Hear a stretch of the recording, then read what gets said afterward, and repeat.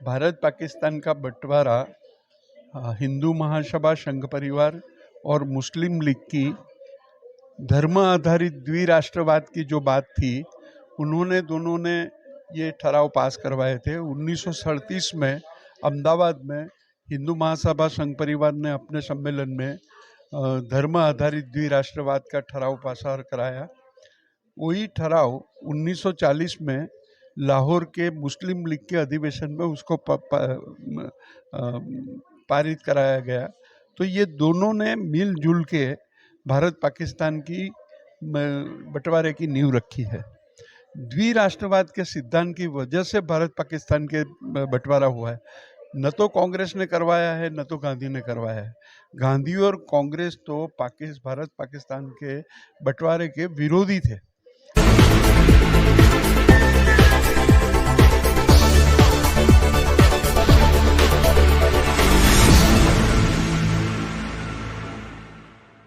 नमस्कार, नवजागरण लाइव में आपका स्वागत है।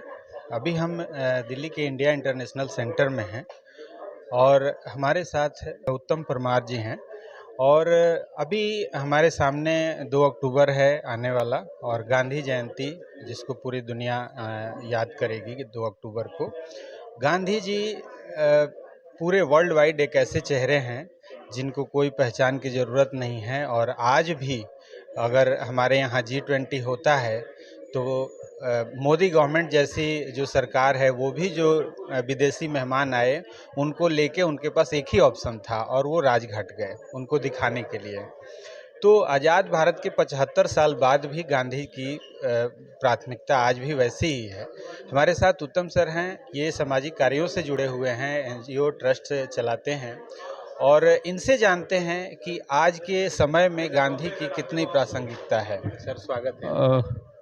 गांधी जी की प्रासंगिकता का कोई सवाल ही नहीं है। गांधी जी प्रासंगिक ही है। हम लोग अप्रासंगिक बन गए हैं और हमें प्रासंगिक बनना पड़ेगा गांधी को समझने में। गांधी जी का जो विचार है वो विचार ऐसा है कि जो कभी भी अप्रस्तुत होने वाला नहीं है, क्योंकि वो भारतीय संस्कृति के प्रताड़ित आत्मा में से पैदा हुई विचारधारा है। गांधी विचार भारतीय संस्कृति का एक ऐसी सोच है जो 5000 साल में पहले कभी किसी ने नहीं सोचा था, वो गांधी ने सोचा है। गांधी ने सभी की समान भागीदारी और सभी की समान अधिकार वाली आज़ादी हमें दिलाई। ऐसे महान पुरुष को कौन भूल सकता है, और ऐसे महान पुरुष क्यों अप्रासंगिक बन जाएगा।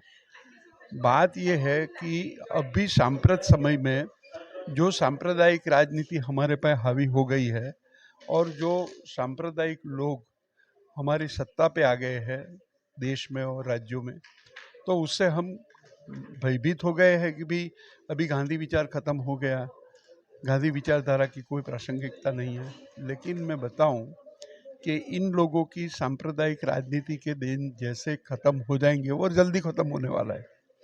वो खत्म होने के साथ ही उसने जो हमें नुकसान पहुंचाया है उसको भरपाई करने के लिए गांधी विचार ही कार्यान्वित होने वाला है, और वो ही ये सब रिपे कर सकेगा, और गांधी फिर से ज़्यादा प्रस्तुत होगा। आज़ादी के समय में पहला स्वतंत्र आंदोलन हमने लड़ा, उसमें गांधी ने हमको सामाजिक और राजकीय आज़ादी दिलाई।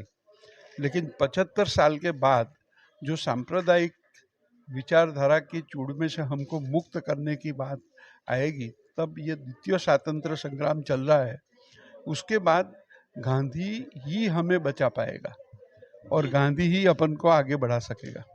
जी, जहाँ तक आज़ादी की बात आपने की, आज़ादी में गांधी जी का जो योगदान है उसको भुलाया नहीं जा सकता।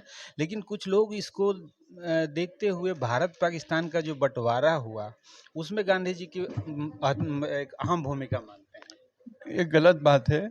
भारत पाकिस्तान का बंटवारा हिंदू महासभा संघ परिवार और मुस्लिम लीग की धर्म आधारित द्विराष्ट्रवाद की जो बात थी, उन्होंने दोनों ने ये ठराव पास करवाए थे। 1937 में अहमदाबाद में हिंदू महासभा संघ परिवार ने अपने सम्मेलन में धर्म आधारित द्विराष्ट्रवाद का ठराव पास कराया। वही ठराव 1940 में लाहौर के मुस्लिम लीग के अधिवेशन में उसको पारित कराया गया। तो ये दोनों ने मिलजुल के भारत पाकिस्तान की बंटवारे की नींव रखी है। द्विराष्ट्रवाद के सिद्धांत की वजह से भारत पाकिस्तान के बंटवारा हुआ है। न तो कांग्रेस ने करवाया है, न तो गांधी ने करवाया है। गांधी और कांग्रेस तो भारत पाकिस्तान के बंटवारे के विरोधी थे, लेकिन हालात ऐसी बना के रखी थी इन लोगों ने, ये तीनों संस्थाओं ने, कि जिसके लिए अंग्रेज हमें ऐसे नहीं बोले कि भाई अब आपका झगड़ा चल रहा है, हम आज़ादी अभी ठेल रहे हैं। तो इसी वजह से स्वीकारा, वो कांग्रेस को स्वीकारना पड़ा नहीं क्या। और गांधी ने तो स्वीकारा ही नहीं था, लेकिन कांग्रेस ने फिर भी स्वीकारा। तो उसके पीछे कारण ये था कि इन लोगों ने हालत ऐसी सर रख दी। इसलिए भारत पाकिस्तान की बात जो बंटवारा है उसके लिए हिंदू महासभा, संघ परिवार और मुस्लिम लीग ही जवाबदार है। अभी हम यहाँ पे महात्मा पुरस्कार देख रहे हैं, घोषणा हो रही है, बहुत सारे लोगों को मिला है जो सामाजिक कार्य कर रहे हैं।